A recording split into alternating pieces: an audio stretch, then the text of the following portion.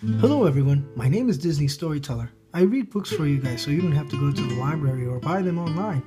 I can do so for you if you comment below on the comment box. Today, Jordy's Star.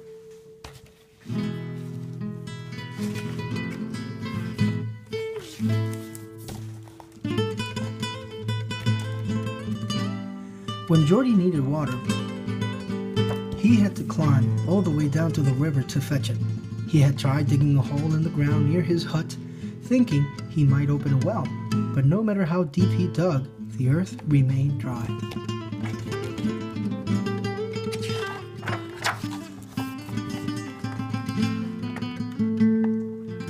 One windy afternoon, dark clouds settled over the mountain. Lightning bolts struck the rocky slopes as Jordy struggled to gather his small herd of goats and seek shelter in a cave. Inside, the shepherd mumbled to himself, "So much water, all in one day." He was glad he had remembered to leave a bucket outside his hut to catch the rain. "At least tomorrow I won't have to walk down to the river for water."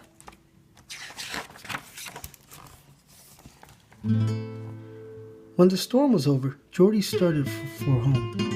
The goats had not had enough to eat and bleated their complaints the whole way home, and the muddy ground made the journey all the more difficult.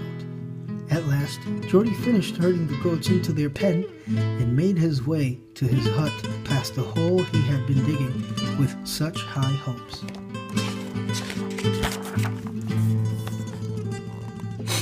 In the aftermath of the storm, a pool of water had formed. The stars shone brightly in the clear night sky, and there, in the still waters of the pool, was a bright and shining light. Maybe it was because Jordy was so tired, or maybe it was because he was alone so much, seeing other people only twice a month when he made his way to town in order to sell cheese. Or maybe it was because Jordy had lived all of his life on these rocky slopes. In any case, when Jordy saw the star, he thought that it had truly fallen into the water, and that it was really there, floating on the surface of his small pool. Jordy felt an immense joy. Overcome with happiness, he knelt beside the water, completely forgetting how tired he was. He spent a long time gazing at the star.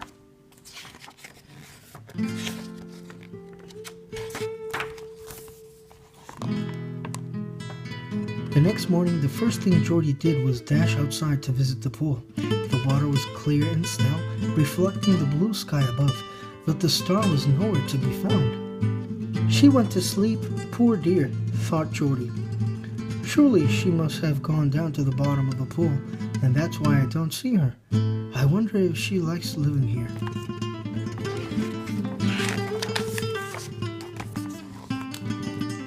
And so, before he set out with the goats for the day, Jordy rolled a large rock to the edge of a pond. Later, while the goats grazed, he found a bit of moss between some rocks. He gathered the moss, thinking that maybe the star would like the softness. Jordy thought about the star the whole way home.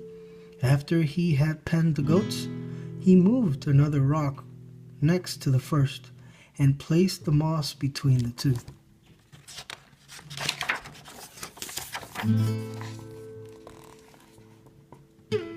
At last, darkness fell, and Jordy ran to see if the star had appeared on the surface of the pool once more. "I knew you were there all along," Jordy whispered softly. "Did you sleep well?" He gazed tenderly at the star for a long, long time, and that night, Jordy smiled in his sleep.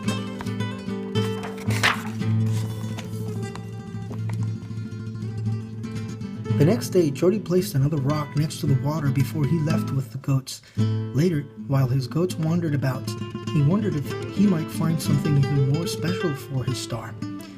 First, he found a small quartz stone, white and brilliant.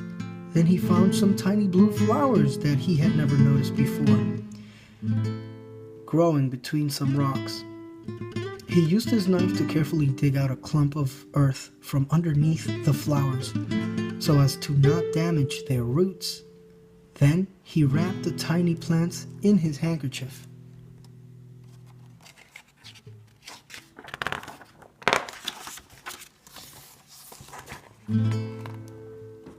When he returned home that evening, Jordy planted the flowers next to the pool and dropped the quartz pebble into the water. The white quartz sparkled from the bottom of the pool, and when Jordy saw how bright his star shone that night, he thought that she must surely be thanking him for having brought her such a lovely present.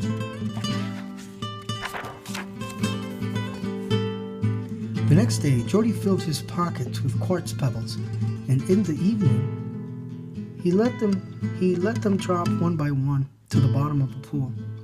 Day by day, Jordy placed more rocks around the edge of the pool, forming a wall. Between each rock, he placed some moss in order to bind the rocks together. When the next storm came, the water level rose, and the little pool began to turn into a small pond whose bottom shone with 1,000 quartz pebbles.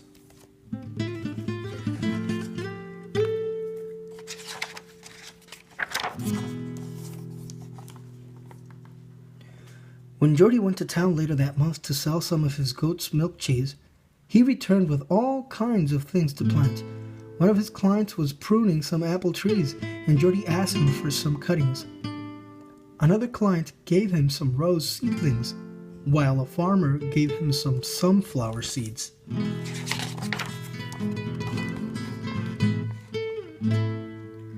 Jordy could not understand how life had once seemed so sad and lonely to him, filled as it was with so many beautiful things to discover. He kept bringing more wildflowers to plant near the pond and watered them carefully every day. The moisture that surrounded the pond made it easier to plant more seedlings, and bit by bit the plants themselves began to spread. Months and years went by. The apple branches had taken root and were now young trees that sprouted blossoms and bore fruit. Jordy gave apples to the farmer's children, who brought him more seeds. The whole hillside began to bloom with greenery and flowers. At times, when the sky was full of clouds and no stars could be seen, Jordy thought that his star was tired and had remained asleep on the bottom of the pond. Then he too would go to bed early and rest.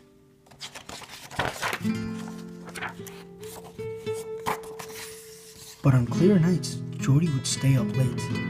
He would gaze lovingly at his star and talk to her about the beauty of his mountainside. And all the while, the star, shining from the depths of the pool, would twinkle knowingly at him.